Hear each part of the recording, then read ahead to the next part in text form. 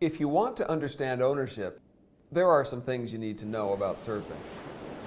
Suppose that George, Sam, and Jill go surfing together one day. Now, they're all friends, so no one wants to grab all the good waves. The point is for everyone to have a good time surfing. So, now the first good wave begins to break, and no one wants to be selfish about it, so they look around at each other, wondering whose wave it is. And by now, that wave is gone. This is not a good time surfing. What George, Sam, and Jill need is a way to determine the ownership of the waves, so that everyone gets a chance to say, this next wave is mine. That's not because they're being selfish, though. It's precisely because they're not being selfish. The selfish thing would be to do away with that sort of system and just start pushing and shoving.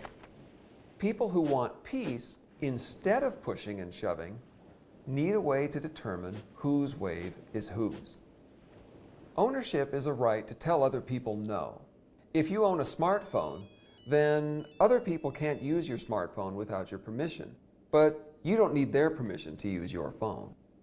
Now that might make it sound like ownership is something really selfish. In fact, though, it's the opposite of selfish. That's why ownership is so important in society.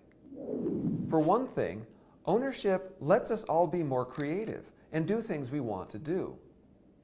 When people can own resources, they can prosper from developing those resources and making them more valuable.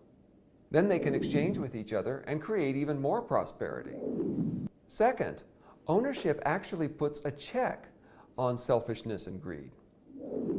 When people's ownership isn't protected, greedy people are free to come through and push everybody else out of the way. But with a strong ownership system, you can tell greedy people no. That also makes conservation possible. When people can say no, they can stop other people who don't just want to use resources, but want to use them all up. Plus, a lot of the things that we want to do are totally unselfish things. Who knows? Maybe your biggest ambition in life is to give things away. It takes a system of ownership to protect your right to make that choice. And third, ownership helps us all get along with greater civility and fairness.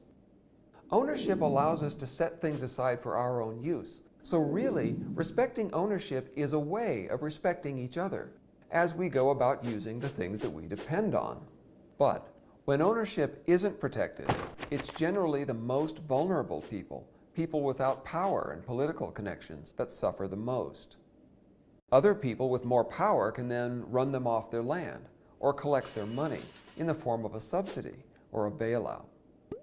If we care about fairness for everyone, then we have to care about ownership.